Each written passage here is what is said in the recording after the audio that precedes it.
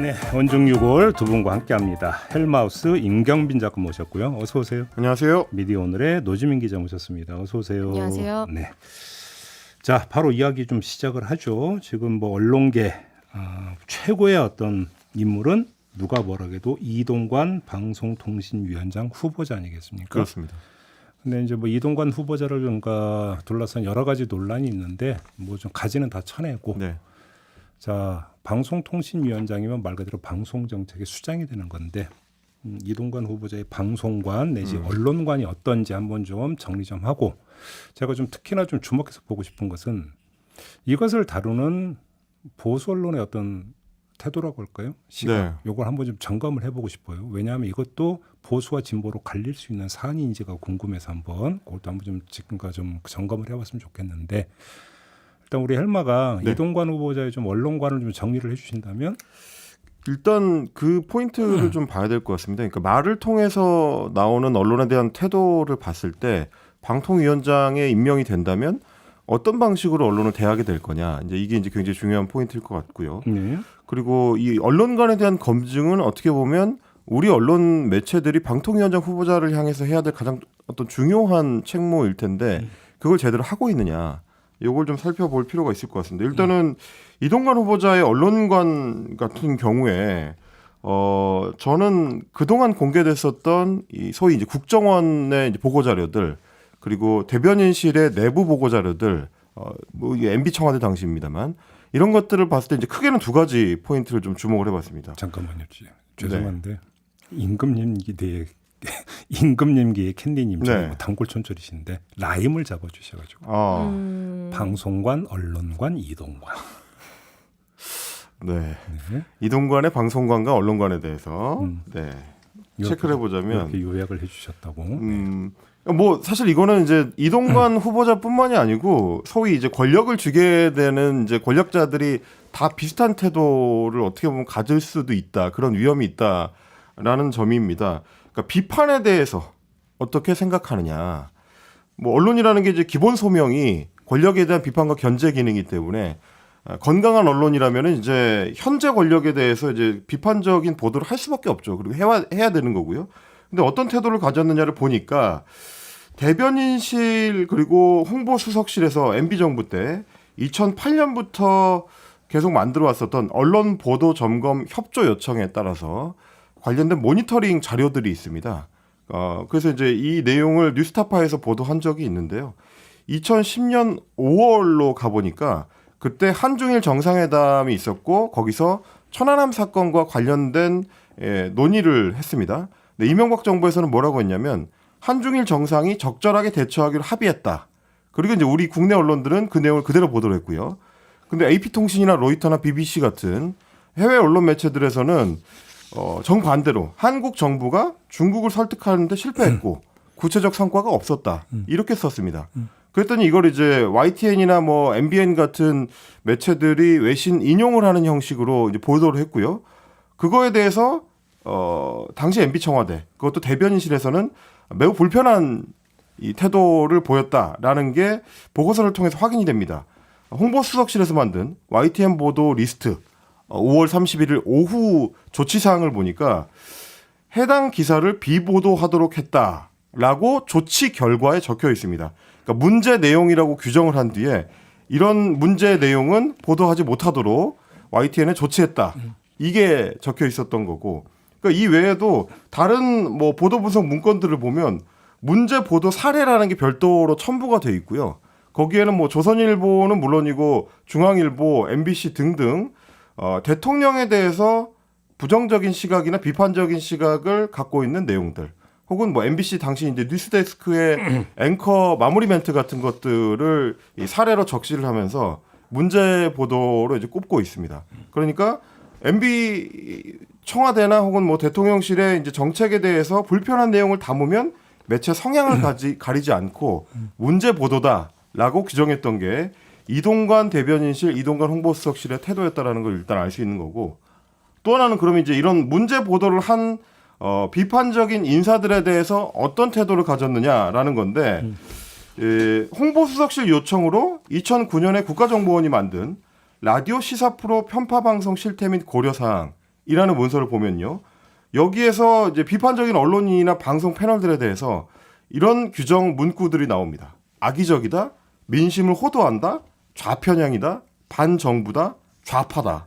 이런 식의 그러니까 딱지 붙이기를 하고 그리고 이제 그런 방송 패널이나 뭐 PD나 제작진들에 대해서 출연자들에 대해서 사실상 이제 퇴출을 종용하는 내용으로 구성이 되어 있습니다. 그러니까 이제 뭐 예를 들어서 그 국정원 사찰 문건, 이른바 방송 탄압 문건으로 불리는 뭐 이거에 대해서 뭐 좀 이따 다시 이야기를 해야 되겠는데 이동관 후보자의 언론권 관련해서 이제 최근에 불거진 게 이른바 공산당 기관지 발언을 했잖아요. 그렇습니다.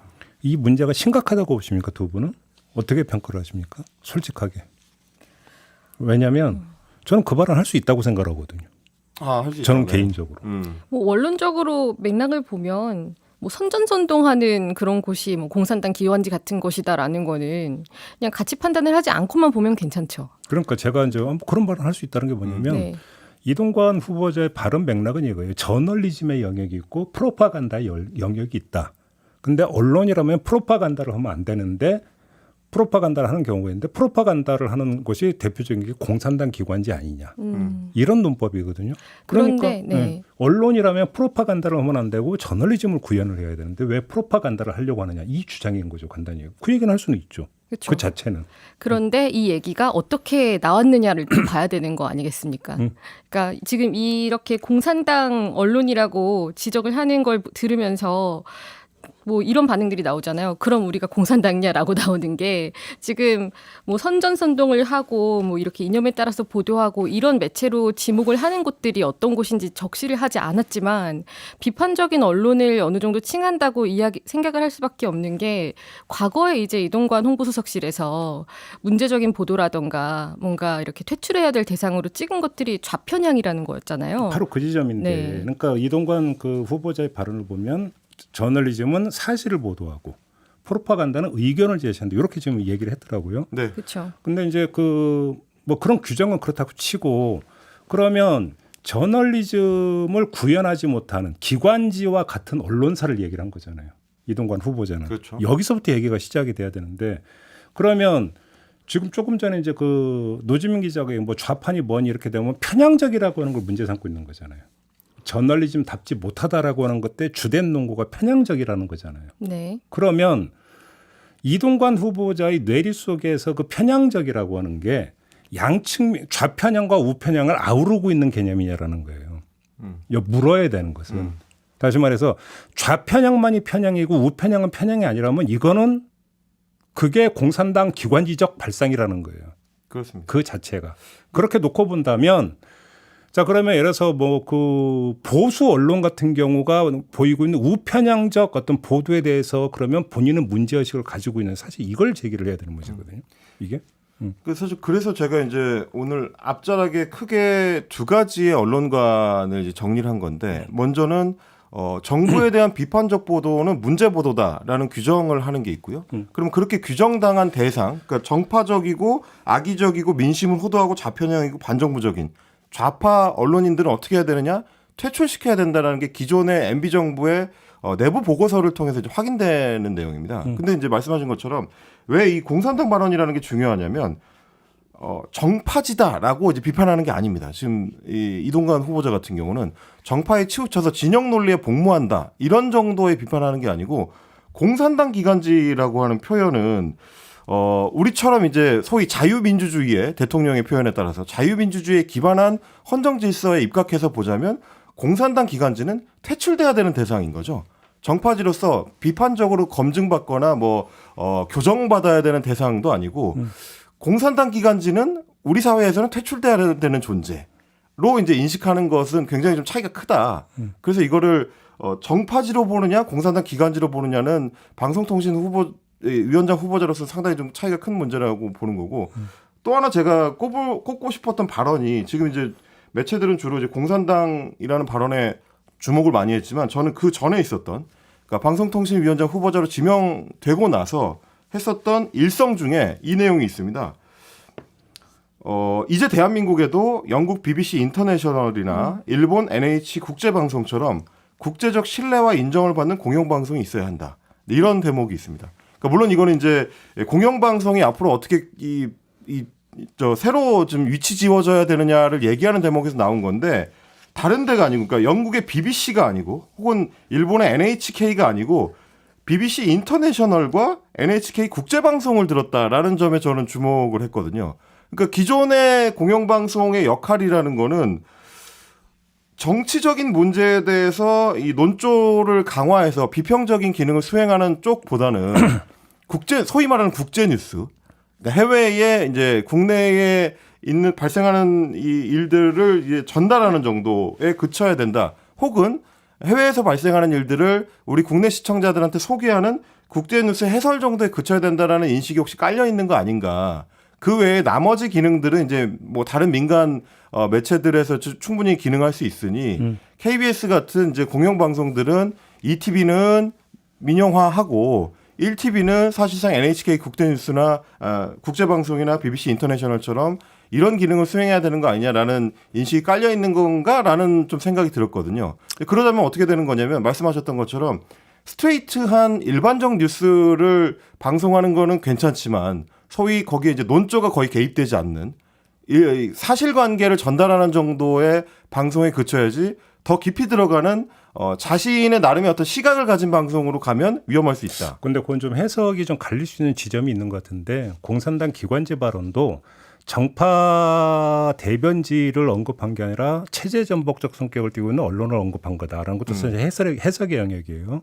그런 부분으로 좀 그러니까 좀 나눠서 봐야 되는 부분이 있고 이동관 후보자가 했던 얘기 중에 언론의 자유에는 책임이 따른다라는 발언이 있었어요. 그런데 여기서 언론의 자유를 이야기하는 것은 언론의 자유가 필요한 이유가 뭐냐면 자신의 이념과 이런 거에 따라서 세상을 해석할 수 있는 자유에서 시작이 되는 거예요. 그게 언론의 자유가 그러니까 이야기되는 가장 근본적인 출발점은 따라서 진보다 보수다 좌파다 우파라고 어떤 이념적 정향성을 가지고 그러니까 성립되는 언론은 누구도 뭐라고 할 수 없는 거예요. 그건 이동관 후보자가 아니라 이동관 후보자의 할아버지가 와도 그건 이야기할 수 있는 부분이 아니죠.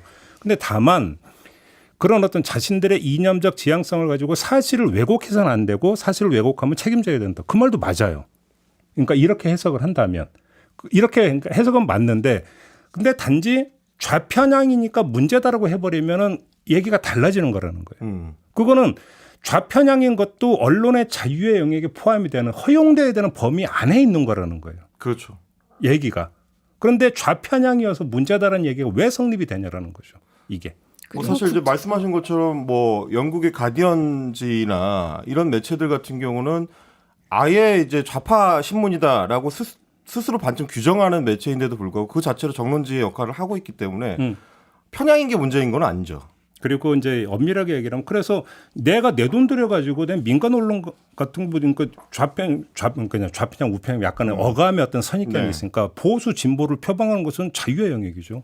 다만 예를 들어서 공영방송의 경우에는 공영방송에서는 공론장으로서 공정성을 띄어야 된다라고 한 데는 이건 부인할 수 없는 사실이에요. 부인할 수 없는 사실인데 자 그러면 여기서 공정성 개념은 다른 차원에서 일단은 이야기가 돼야 될 부분이 있고 또 한 가지 그러면 공영방송은 언론의 자유를 구가할 수 없느냐? 있죠. 왜 없어요? 언론의 자유를 구성하는 그 중에 또 하나가 뭔데요? 정부 비판의 자유예요.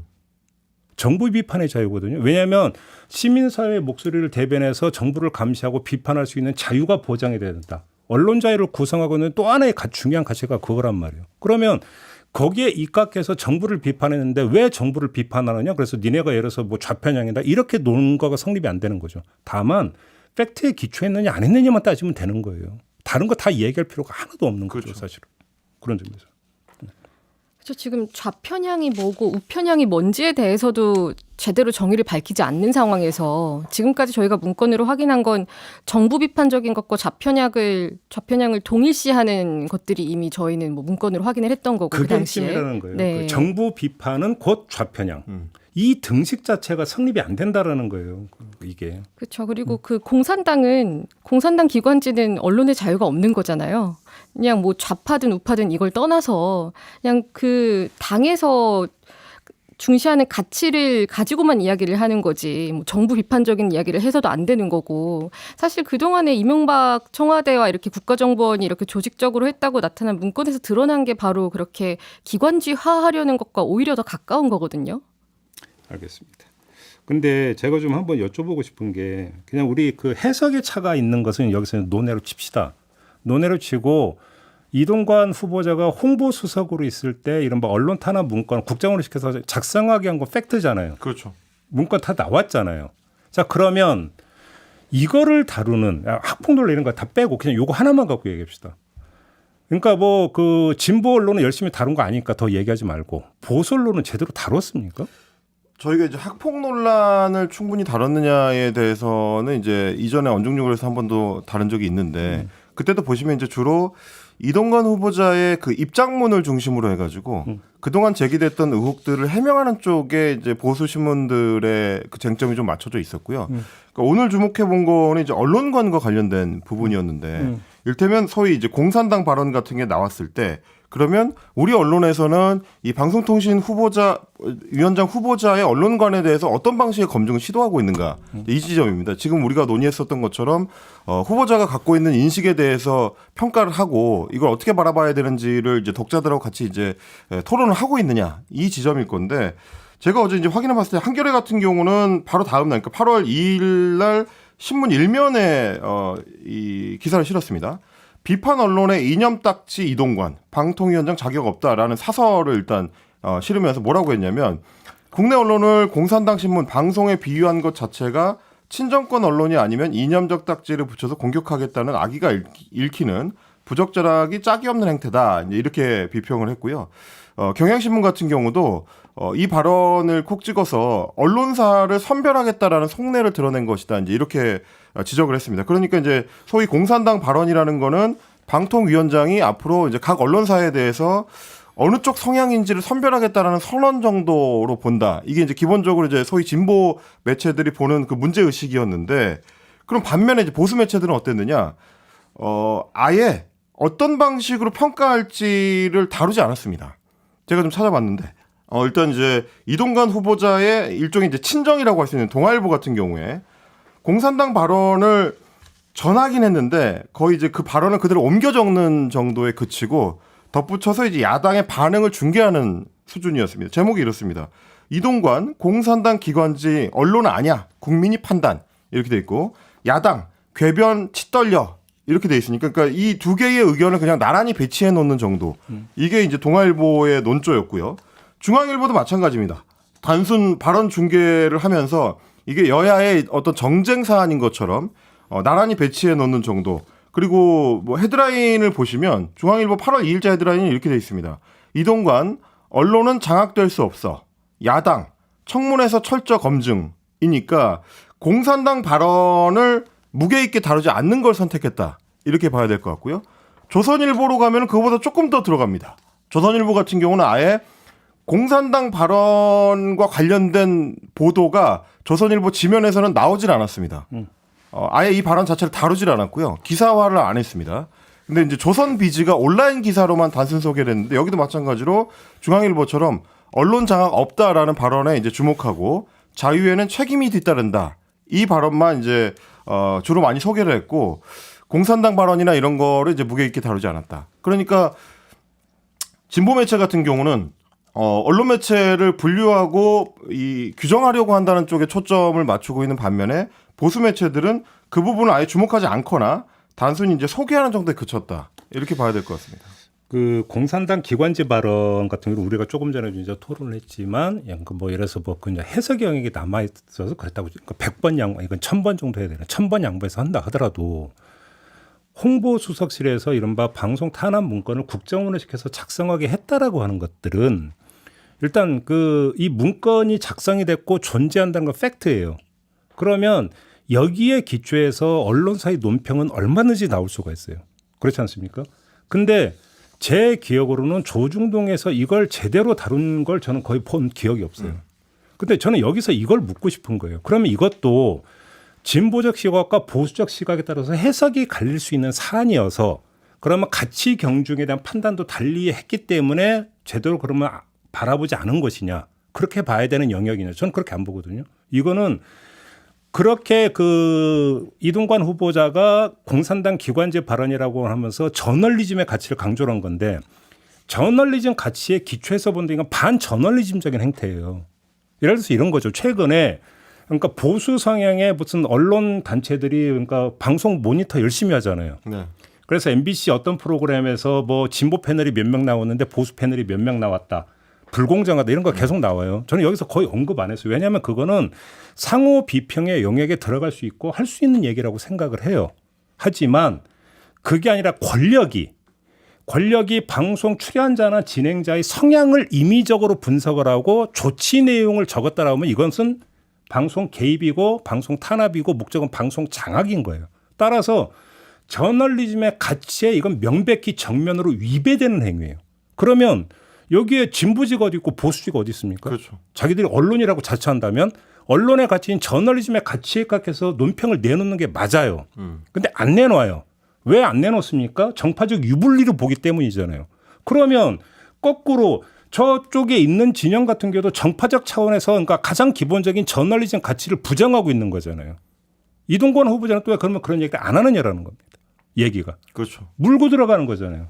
이야기. 제가 여기서 갖고 있는 심각하게 느끼는 문제의식이 오히려 정말로 퇴행하고 있다라고 하는 걸 느끼는 게 과거에는 있잖아요. 이런 게 있어요. 문공부나 뭐 이런 데서 지금의 문체부 이런 데서 언론인 성향 분석 문건 이런 걸 작성을 했어요. 공개가 됐어요. 그러면 언론계 전체가 들고 일어났었어요. 언론계 전체가. 뭐 친여진이 친야진이 이런 거 따지지 않고 언론계 전체가 들고 나서 비판을 했다라는 거예요. 지금 오히려 그런 것도 없다라는 거예요, 이게. 그러니까 뭐냐면 최소한의 어떤 가치와 최소한의 윤리 규범이라는 것 자체가 무너져 버렸다. 언론계에서.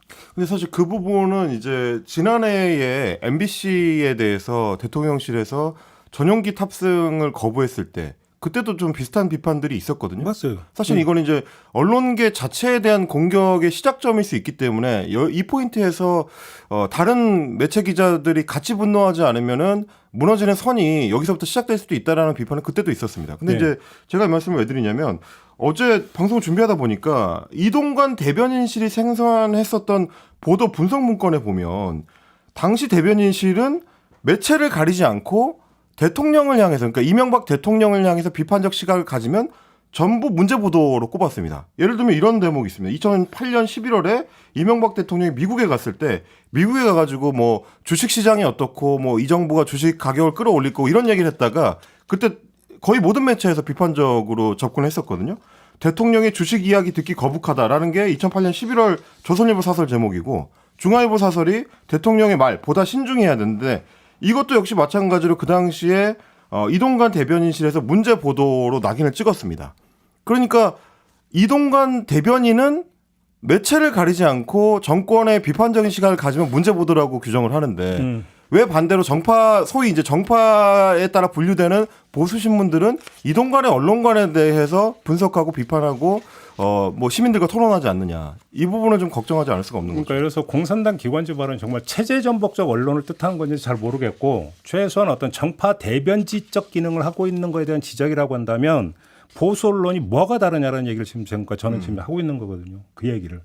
그렇지 않고서는 지금 저기에 대해서 무건 수행하고 있는 것들을 이해할 수 있는 방법이 없다라는 겁니다. 그렇지 않나요? 왜냐하면 저널리즘 가치에 대한 위배된 어떤 현상이고 팩트잖아요. 그렇죠. 근데 왜 모른 척합니까? 그거에 대해서? 그래서 이제는 이 사안을 두고는 뭐 이전에도 그랬지만 진보니 보수니 뭐 좌파니 우파니 이런 분류가 사실 의미가 없다고 보이고 있는 거고요. 그리고 지금 뭐 중앙일보라던가 뭐 TV조선이라던가 이쪽에서 방송 장악에 관련해서 보도가 나오는 것 중에 하나가 문재인 정부 방송 장악이 더 심했다. 이런 여당 의원들 주장을 뒷받침하는 근거로 이제 뭐 과거에 대통령 한마디에 방송법 개정을 추진하려다가 접었다라던가 이제 뭐 정권 교체기에 문재인 정부 들어서도 이렇게 사장들이 교체되고 이사진이 교체되는 일이 있었는데 내로남불이다 이런 지적을 하고 있거든요. 그러면은 그 이야기가 성립을 하려면 어쨌든 이렇게 정권이 뭔가 들어설 때마다 공영방송의 구조를 바꾸려고 하는 게 문제라는 게 기반이 돼야 되는 건데 그렇다면 지금 이 정부가 하는 것에 대해서는 왜 얘기를 하지 않고 알겠습니다. 바로 뭐 그 이런 지적을 해야 되는 얘기는 거죠. 두 번째 예. 주제로 아마 이어져 갈 것 같으니까 거기서 하도록 하고요. 예. 정리해서 얘기를 하면 이동관 후보자가 얘기했던 공산당 기관지 발언이 이른바 저널리즘의 가치를 부정하는 행태를 보이는 언론을 지칭한 거라고 한다면 이동관 후보자의 시야에 지금 보수 언론, 보수지 보수 방송도 한번 좀 포착이 돼서 들여다볼 필요가 있다. 보고 있는지 한번 그러니까 이게 궁금하다. 이런 말씀을 좀 드리는 걸로 정리를 하도록 하고요. 다음에는 지금 KBS, MBC 경영진 교체 작업에 이제 속도가 나가고 있지 않습니까? 요 얘기를 좀 해야 되는 거고 결국은 이것을 지금 제가 앞장서서 밀어붙이고 있는 것이 방송통신위원회인데 그래서 저희가 지난주에 윤창현 언론노조 위원장과 함께 이제 종합 정리를 하는 시간이 좀 있었습니다. 네. 근데 이 과정에서 윤창현 위원장이 이제 이야기했던 부분이 있는데 이거에 대해서 당사자께서 반론을 요청해 온 게 있습니다. 그러니까 윤창현 언론노조 위원장이 했던 발언 중에 뭐냐면 지금 민주당 추천의 김현 방통위원과 그다음에 최민희 내정자 사퇴를 요구를 했잖아요. 이 이야기를 하면서 이런 발언을 한 적이 있었어요. 차관급자리 두 자리에 연연해서 윤석열 정부가 방송 장악하고 있는데 들러리 서는 게 맞느냐? 싸울 거면 제대로 싸우라는 거예요. 이렇게 이제 발언을 했는데 이 표현이 좀 문제가 있다라는 지적을 하면서 반론을 요청해 온 분이 바로 최민희 내정자 씨입니다. 그래서 저희가 또 반론은 적극 보장을 해야 되는 거 아니겠습니까? 잠시 전화 연결해서 이야기 좀 나눠보도록 하겠습니다. 나와 계시죠? 예, 안녕하세요. 네, 요 발언이 문제가 있다고 좀 받아들이신 거죠? 일단 이 차관 개인적인 차원에서 자리 운운할 사안이 절대 아니다. 자리 연연하는 게 아니다 이런 말씀이십니까? 네. 이 사안 자체가 방통위원 두 자리가 개인적으로 누가 차관이 되고 안 되고 이런 문제가 아닙니다. 예, 이 방통위 설치법은 여당, 여야가 3대2 구도로 네. 구성되게 만들어놨어요. 이유는 방송과 통신의 정책 결정은 야당의 견제가 절대적이기 때문에 네. 대한민국 내각이 거의 다 독임제인데 방통위원회만은 2명이나 국회 추천 야당 몫을 둔 겁니다. 네. 예, 이에 따라서 그 엄중함을 살펴야 된다는 거지. 이거 개인적인 차원으로 치환해서 곤란하고요. 네.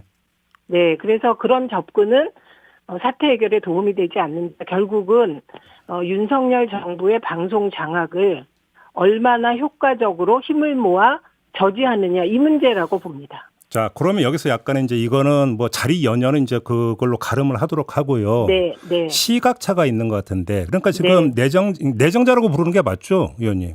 네, 그래서 저는 또 하나는 아니, 잠깐, 내정됐기 때문에 예. 그냥 내정자라고 부를게요. 네. 지금 내정자께서는 오히려 민주당 몫에 2명이 들어가서 안에서 뭐를 해야 된다는 주장이신 것 같은데 네. 지금 그 윤창현 언론노조 위원장의 그 지난주 주장은 2명이 들어가 봤자 바뀌는 게 없다라는 판단에서 시작을 한 건데 이 시각에 문제가 있다고 보시는 겁니까? 일단 네. 그 윤창현 위원장이 2명을 그만둬라. 김현은 사퇴하고 저는 그냥 지금 내정자 네. 상태에서 안 하겠다고 선언해라 이런 건데요. 네네네. 그 전제가 있었습니다. 방송 장악을 저지하기 위하여 방통위를 무력화시켜야 한다. 네네네. 그래서 5명의 합의제 행정기관에 2명의 위원, 대통령과 여당 추천 2명의 위원으로는 방통위가 아무 의결도 못한다는 전제하에 주장했던 거예요. 네. 그런데 이게 법적 해석, 유권 해석을 해본 결과 2명이라도 의결이 가능하고 방통위가 굴러간다.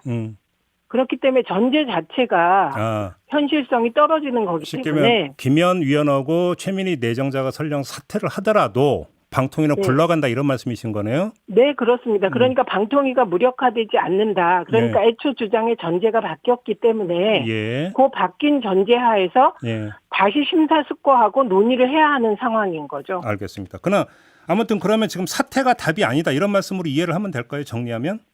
네, 그리고 저는 그렇습니다. 그 이유가 방통위가 무력화되지 않기 때문에 그리고 법이 보장한 야당 추천위원 2명은 안에서 싸우고 밖에서는 또 밖에서대로 싸우고 연계할 수 있으면 연계하고 이렇게 해서 싸우는 게 맞다 이런 거고 저는 사퇴라는 말이 안 맞죠. 임명을 못 받았기 때문에. 물론 그렇긴 해요. 이제 추천된 자리에서의 사퇴를 아마 이렇게 해석을 해야 되는 거겠죠. 근데 하나만 더 여쭤볼게요. 오늘 아침에 나온 보도 그거 보셨어요? 법제처에서. 맞습니다. 네, 그 내정자님 부적격이라고 최종 판단 내렸다는 보도가 나왔는데 어떻게 받아들이세요? 일단 그 보도의 진위 여부를 확인하는 과정이고요.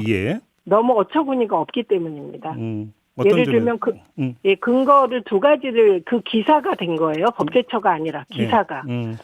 첫째가 제가 허위사실 유포로 150만 원 벌금형을 받은 전력이 있다. 그래서 안 된다는데 저 복권됐거든요. 그리고 그런 식이라면 지난번에 여당 추천 몫으로 됐던 안모위원은 대법에서 최종 유죄 판결 받았어요. 허위 학력 관련하여. 그 협회 임원진에 따르는 부분은 어떻게 되는 겁니까? 이거는 방통위 설치법에 따라서 부적격이 명확하게 규정돼 있습니다. 방통위 설치법 제10조 제1항 2호예요. 예. 방송통신 관련 사업에 종사하거나 3년 이내에 종사한 사람이거든요. 예. 그래서 이게 관련 그 시행령이 또 있어요. 전기통신사업법 제5조 2항에 따른 기간통신사업에 종사한 자거든요. 네. 기간통신사업자가 또 명확히 규정돼 있어요. 그 협회는 그 기간통신 사업하고 상관없다? 그렇습니다. 기간통신사업자는 이게 KT, SKT, LGT나 케이블 TV 네. 사업자 얘기하는 겁니다. 아, 그런 뜻이다. 협회는 주로 연구 교육이라고는 하지만 주로 교육 사업을 하는 곳이에요. 알겠습니다. 그러면 네. 마지막 질문 이렇게 드릴게요. 만약에 아무튼 법제처에서 그러니까 최종적으로 부적격 판단을 내려서 임명장을 안 주면 어떻게 대처하실 생각이세요? 네, 우선 입법조사처가 저는 사실 이게 제 문제가 아닌 게 예. 민주당이 이미 검증했고요. 저를. 국회 사무처가 정말 혹독하게 검증했습니다. 예. 그래서 본회의에 의장님이 의결을 올려서 제가 의결된 거기 때문에 네. 이거는 국회의 사실은 권위를 무시하는 거고요. 네. 그리고 이미 그 과정에서 방통위에 민주당 쪽에서 이게 의뢰를 했었습니다. 이 부적격이냐 아니냐. 이거는 개인적 대처 이전에 국회 내지 정당 대처가 필요하다 이런 말씀이신 거죠? 네, 그렇습니다. 그리고 이미 고3석 위원회 경우 예. 그 경우는 과연 자격이 되느냐. 뭐 시민단체 15년 뭐 무슨 자격 규정이 되느냐의 문제로 비슷한 일이 있어서 예. 법제처가 유권 해석을 7일 만에 내린 적이 있어요. 예, 요번에 질질 그때- 끌었죠. 예. 네, 부적격으로 됐는데 그때 입법조사처가 국회 의결 사안이 법제처 해석 대상이 아니다. 예, 그런 판단을 이미 내린 바가 있기 때문에 예. 법제처가 해석을 한다는 것 자체가 이거는 국회를 무시하고 입법기관을 완전히 무시한 처사입니다. 알겠습니다. 자, 말씀 여기까지 드릴게요. 고맙습니다, 내정자님. 네, 고맙습니다. 네. 지금까지 최민희 방통위원 내정자라는 표현이 일단 딱 맞을 것 같아요. 이야기 좀 들어봤고요. 이렇게 가름을 하고 시간이 좀 흘렀는데 좀 짧고 굵게 가보죠. KBS 이사에 대한 부분적인 지금 해임 절차에 들어갔고 네. MBC 이사에 대한 부분적인 해임 절차에 들어갔어요. 여기서 부분적이라는 게 한 2명 정도 그죠? 해임시키고 여당 추천으로 바꿔버리면 다수가 바뀌어버린다.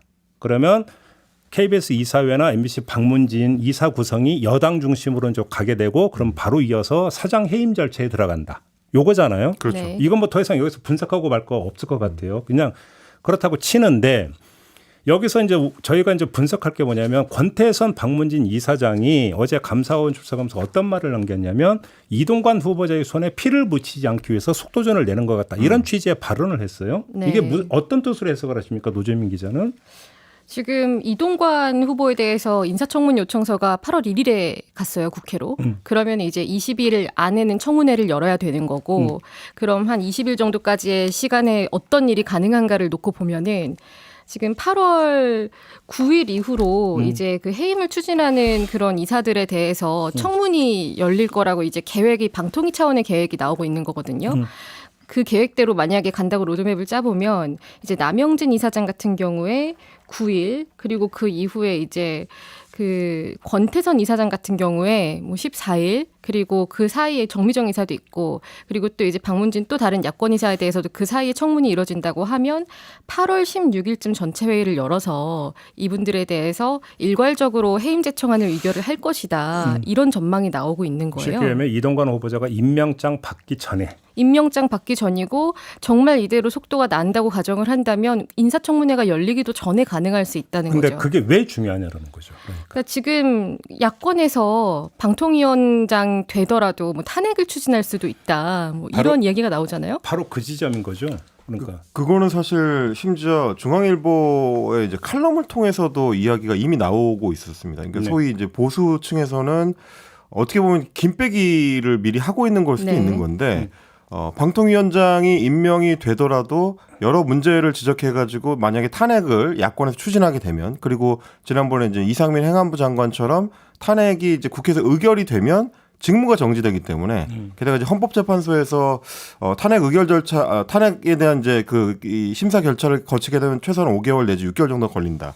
그러면 총선 때까지는 현재의 공영방송 사장단 시스템으로 치를 수 있다라는 계산을 소위 보수 매체에서 먼저 지금 던지고 있는 거거든요.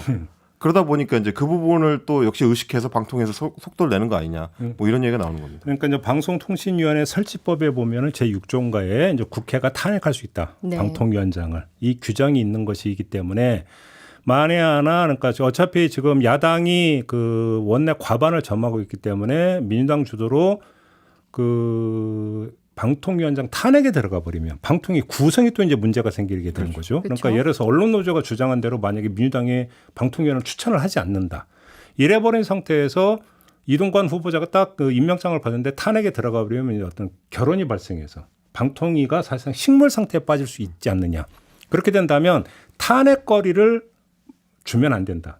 그렇기 때문에 임명 전에 이 문제를 모두 끝낸다. 요 얘기가 되는 거잖아요. 그렇죠. 근데 이 시나리오가 맞다면 아주 재미난 포인트가 나오는 게 지금 KBS, MBC 경영진 교체 작업이라고 하는 게 탄핵 사유에 걸릴 수도 있다는 걸 전제하는 얘기거든요. 이 얘기는. 그렇죠. 헌법과 법률 위배에 해당이 될 수 있다. 실제로 이사들 해임을 추진했을 때 이거는 해임을 할 만한 사유까지는 되지 않는다라는 판례들이 이미 나와 있기 때문에 네. 그걸 고려를 해서 이번 정부에서는 무리하지 않을 것이다라고 예측했던 것들이 지금 일어나고 있는 거고 지금 그리고 이동관 방송통신위원장이 만약에 임명이 됐다고 가정을 하고 그 전에 이사들이 해임이 되면 이후에 교체 과정에서의 또 생기는 문제들도 있는 거거든요. 사장 해임까지 이르는.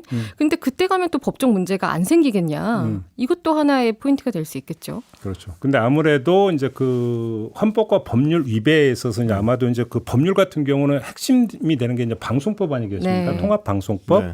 방송법에 규정된 어떤 방송의 독립성이라든지 이런 걸 침해했느냐 안 했느냐.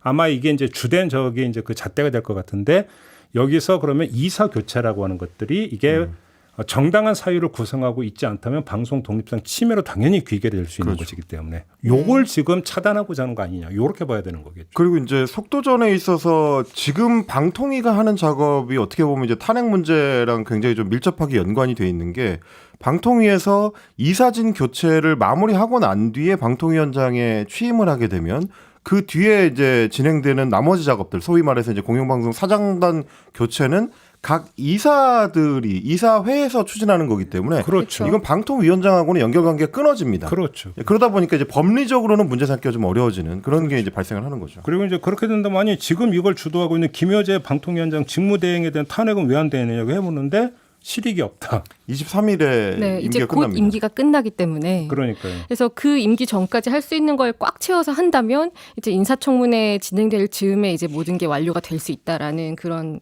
뭐 과정이 나오는 거고 네. 그래서 지금 김효재 상임위원 같은 경우에는 나중에 이제 법적으로 문제가 될 수 있다 이런 얘기가 나오다가 보니까 또 하나가 이야기가 나오는 게 그 언론재단 이사장 임기를 살짝 하고 갈 수도 있다 이러면서 또 하마평에 같이 거론이 되고 있는 상황도 지금 있더라고요. 표완수 이사장이죠. 예. 언론 지금 또 그 문제를 걸었던데 표완수 이사장에 대한 문제도. 네. 그러면 표완수 이사장도 중도에 물러나고 그게 누가 간다고요? 아, 이거는 물론 이제 하마평이기 때문에 네. 지금 단정해서 이야기를 할 수는 없지만 지금 이렇게 추진되는 상황들을 보면 방통위에서 마무리를 하고 언론재단 이사장으로도 갈 수 있다 이런 식으로 후보 중에 한 명으로 언급이 되고 있는 김효재 상황인 위원이? 거죠. 예. 그래요? 그 외에도 뭐 여러 후보군들이 이제 언론계 안팎에서 뭐 여러 설이 있는데 그 중에 한 명이다. 이 정도로 이야기를 할 수 있을 것 같습니다. 알겠습니다. 그래서 뭐 민주당에서는 방통위 일시정지법 네. 뭐 이걸 발의를 했다고 하는데 그쵸. 글쎄 이게 해법이 될 수 있을까요? 근데 이렇게 되려면 지금 어쨌든 뭐 두 분이 이동관 위원장이 만약에 임명이 되고 이상인 위원이 있고 나머지 두 명이 이제 임기를 다 마치고 김현, 김효재 위원이 나가게 됐을 때 뭐 야권에서 추천을 안 하고 방송법도 이렇게 개정을 해서 두 명으로는 회의를 못 열게 하자 이거 아니에요? 그런데 문제는 지금 그러면은 방송법을 그렇게 그 방통위 설치법을 그 전까지 바꿀 수 있느냐? 지금 뭐 국회 과방이나 뭐 아니, 법사위나 이런데 다 이제 여당 의원들이 위원장을 하고 있고. 그러니까. 근데 또 만약에 개정이 됐을 때 대통령이 거부권을 행사해 버리면 어떡할 것이냐? 그러니까 이런 뭐 걸 이렇게 묻게 되거든요. 이런 걸 두고 이제 전문 용어로 뒷북치기라고 하는 거죠. 그렇죠. 네. 뭐 이렇게밖에는 뭐 설명이 안 되는 거 아니겠습니까? 일단 방통위원장부터가 지금 장재원 위원이기 때문에. 네. 방통위원장, 네. 과방위원장. 과방위원장. 네. 그렇죠. 알겠습니다. 그러면 이 속도라고 된다면 8월 말쯤에는 KBS, MBC 양쪽 이사진이 모두 그러니까 다시 구성이 교체가 되고 네. 그럼 8말고추에 양쪽 사장 해임이 들어가는 겁니까? 그 전에 이제 보궐이사들이 임명이 돼야겠죠. 그래서 지금 그거를 뭐 방통위가 운영되지 않게 막아서 보궐이사도 임명을 못하게 하자라는 구상인 건데 아까 말씀드린 그런 한계들이 있는 상황입니다. 그렇죠. 그래서 보궐이사를 해버리면 그러면 뭔가 뭐 8말 9초쯤에 양쪽 방송사 사장 해임하고 그러면 이제 그 사장 선임 절차 한 달 잡는다고 한다면 9말 10초쯤이면 새 사장이는 게 약간 이제 그 임명이 되는 건가요? 그래서 뭐 결과론적이긴 한데 저희가 이제 한 2월 3월부터 들었었던 얘기가 소위 이제 10월 개편론이었거든요. 공영방송의 거의 모든 시스템이 10월에 개편이 완료된다라는 얘기를 처음 들을 때는 무슨 허황된 얘기인가 싶었는데 지금 스케줄상으로는 불가능하지는 않다. 이렇게 지금 진행이 되고 있는 것 같습니다. 알겠습니다. 두 분의 휴가 계획은 어떻게 되시나요? 뭐 어차피 10월까지 어떻게 될지 모르기 때문에 저는 당분간은 일단 추석은 지나야 되지 않을까 생각합니다. 가급적 10월 이후로 미루셔라. 네. 이런 말씀을 좀 그러니까 정중히 권고의 말씀으로 드리도록 휴가를 하겠습니다. 강제로 받게 되는 가능성을 고려하시는 건가요? 그렇죠. 어차피 휴가 갈 것 같은데. 네, 뭐 그렇지 않나요? 저도 일단 10월 중순 이후로 잡아놓고 있습니다. 승나유님이 김종배도 잘리나 이런 댓글을 달아주셨는데 이미 한번 여기까지 하겠습니다. 제가 그래서 기네스북에 오를 수 있는 기회가 하나 있다. 같은 방송사에서 네. 같은 프로그램에서 네. 같은 사유로 두 번 잘린 사람 나와보라고 그러세요. 그렇네요. 같은 프로그램이네요. 심지어. 네, 그렇지 않습니까? 네, 마무리하겠습니다. 언중욕을 이렇게 끝낼까요? 네. 복귀하는 것까지가 기록이죠. 네. 글쎄요. 네. 자, 언중욕을 이렇게 마무리하겠습니다. 두 분 수고하셨고요. 저도 함께 물러갑니다. 고맙습니다. 고맙습니다. 감사합니다.